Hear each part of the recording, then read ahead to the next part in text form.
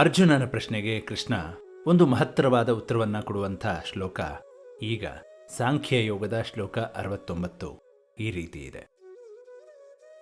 ಯಾನಿಶಾ ಸರ್ವಭೂತಾನಾಂ ತಸ್ಯಾಂ ಜಾಗರ್ತಿ ಸಂಯಮೀ ಯಸ್ಯಾಂ ಜಾಗೃತಿ ಭೂತಾನಿ ಸಾ ನಿಶಾ ಪಶ್ಯತೋ ಮುನೇಃ. ಸಾಮಾನ್ಯ ಮನುಷ್ಯನಿಗೆ ಯಾವುದು ಹಗಲು ಅಂತ ಅನಿಸುತ್ತೋ ಅದು ಸತ್ಯದ ಸಾಕ್ಷಾತ್ಕಾರ ಆದವನಿಗೆ ರಾತ್ರಿ ಸಮಾನ. ಜಗತ್ತಿನ ಎಲ್ಲ ಜೀವಜಾತಕ್ಕೆ ಯಾವುದು ರಾತ್ರಿಯೋ ಅದು ಸಾಧಕನಿಗೆ ಹಗಲು. ಅಂದರೆ ನಿಜವಾದ ಸಾಧಕ ನಮ್ಮ ರಾತ್ರಿಯಲ್ಲಿ ಎಚ್ಚರವಿರ್ತಾನೆ, ಹಾಗೂ ಲೌಕಿಕ ವ್ಯವಹಾರ ಅನ್ನುವಂಥ ನಮ್ಮ ಹಗಲು ಅವನಿಗೆ ರಾತ್ರಿ. ಲೌಕಿಕ ಪ್ರಪಂಚದಲ್ಲಿ ಅವನಿಗೆ ಪ್ರವೃತ್ತಿಯೇ ಇರೋದಿಲ್ಲ. ಆತ ನಮಗೆ ಒಬ್ಬ ಮುಗ್ಧನಂತೆ, ಮಗುವಂತೆ ಕಾಣಬಹುದು. ಅವನ ಜ್ಞಾನದ ಬಗ್ಗೆ ಅರಿವಿಲ್ಲದವನಿಗೆ ಅವನೊಬ್ಬ ಹುಚ್ಚನಂತೆ ಕಂಡರೂ ಆಶ್ಚರ್ಯ ಇಲ್ಲ.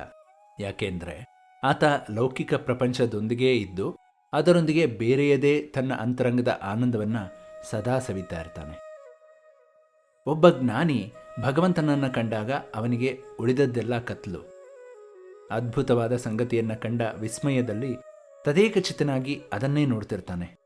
ಭಗವಂತನನ್ನು ಕಾಣಬೇಕಾದ್ರೆ ನಾವು ಸದಾ ಶಾಸ್ತ್ರದ ಶ್ರವಣ ಮಾಡಬೇಕು. ಕೇವಲ ಶ್ರವಣ ಮಾಡಿದರೆ ಸಾಲದು, ಶ್ರವಣದ ನಂತರ ಮನನ, ನಿಧಿಧ್ಯಾಸನ ಅತಿ ಮುಖ್ಯ. ಇಂದಿನ ಸಮಾಜದಲ್ಲಿ ಸತ್ಯದ ಸಾಕ್ಷಾತ್ಕಾರ ಆದವನನ್ನು ಗುರುತಿಸೋದು ಬಹಳ ಕಷ್ಟ. ಸಿದ್ಧ ಪುರುಷರು ಎಲ್ಲ ಸತ್ಯವನ್ನು ಕಂಡವರಲ್ಲ. ಪವಾಡ ಮಾಡೋರು ಭಗವಂತನನ್ನು ಕಂಡವರು ಅಂತ ಹೇಳೋಕ್ಕಾಗೋದಿಲ್ಲ. ಯಾಕೆಂದರೆ ನಿಜವಾದ ಸಾಧಕ ಸಾಮಾನ್ಯವಾಗಿ ಪವಾಡ ಮಾಡೋದಿಲ್ಲ. ತೀರಾ ಅನಿವಾರ್ಯ ಆದಾಗ ಮಾತ್ರ ಅವನು ಪ್ರಪಂಚದ ಒಳಿತಿಗಾಗಿ ಪವಾಡ ಮಾಡಬಹುದು.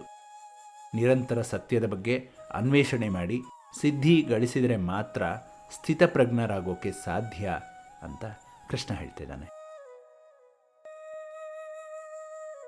ಮುಂದಿನ ಸಂಚಿಕೆಯಲ್ಲಿ ಮತ್ತೊಂದು ಶ್ಲೋಕದೊಂದಿಗೆ ಮತ್ತೆ ಭೇಟಿಯಾಗೋಣ.